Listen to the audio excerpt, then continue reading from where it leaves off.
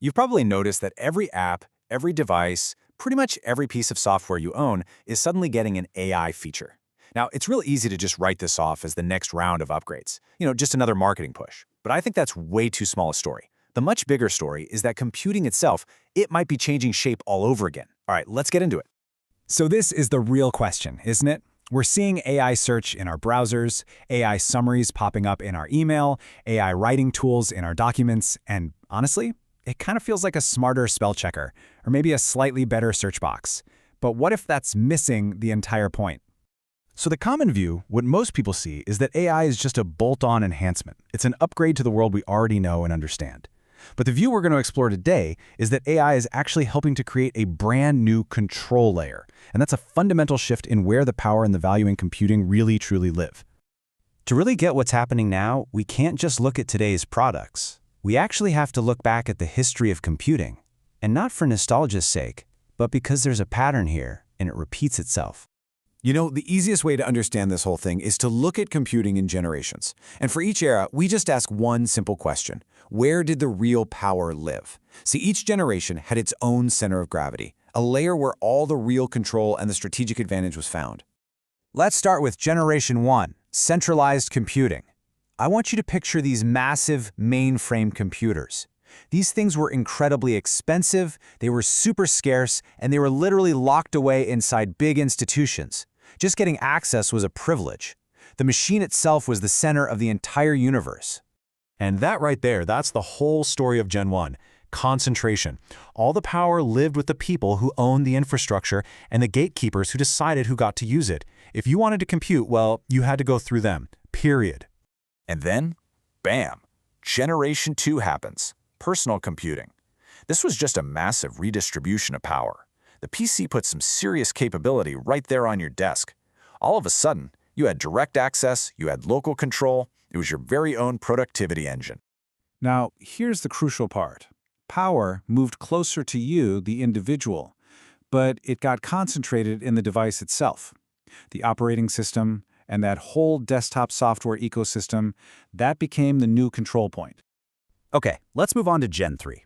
This is the world we all live in right now, the era of the internet, smartphones, and the cloud.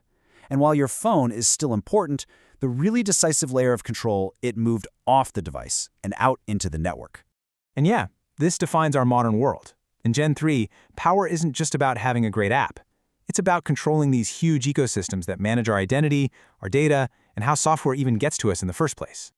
And that brings us right up to today. Because we are so used to the logic of Gen 3, it's created a kind of blind spot. It makes it really, really hard to see the tectonic shift that's happening right under our feet. I mean, just think about how you work.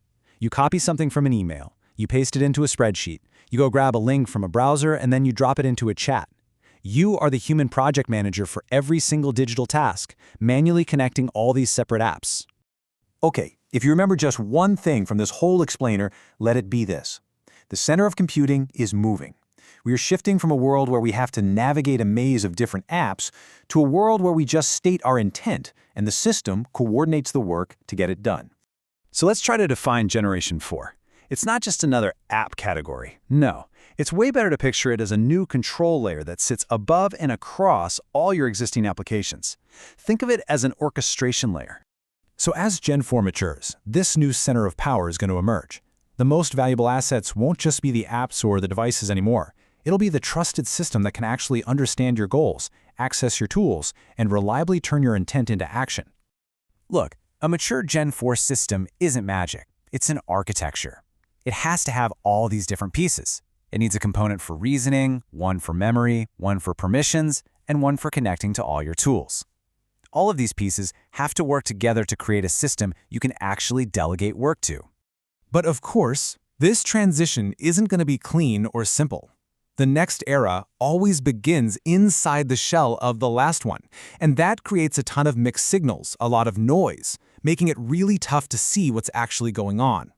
So what does this messy transition actually look like? Well, here's what to watch for. We're going to be in a long hybrid period where Gen 4 logic is delivered through Gen 3 products. Expect a ton of marketing hype, a lot of false starts, and a frantic scramble by all these companies to own that trusted relationship with you before the market even fully gets why it matters so much. So here is my single best piece of advice for making sense of this moment. Ignore the flashy demos. Seriously. Instead, start asking, who is building the trusted context? Who is connecting across different tools? Who can move from just answering my questions to actually doing things for me? That's where the real story is. So if you're asking which company has the best AI feature, you're basically looking at the scaffolding on the outside of the building. You're asking the wrong question. The right question is about the huge structural renovation that's happening underneath it all. It's about understanding where that center of gravity is moving to next. So let's bring this all together. This right here, this captures the whole story. You can see how power moved from that scarce infrastructure in Gen 1, over to the desktop in Gen 2, and then to these huge platforms in Gen 3. And now, in Gen 4, it's moving again, up to that layer of trusted orchestration, persistent context, and workflow ownership. So the bottom line is this. The old layers don't just disappear. Apps, clouds, devices, they all still matter. But the relative importance is changing because a new, more powerful control layer is forming above them, and it's reshaping the entire hierarchy. And that leaves us with the ultimate question for this new era.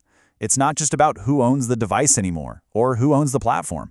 Gen 4 is asking something way more fundamental. Who will you trust to turn your intention into reality? That is the battlefield where the next generation of computing will be defined.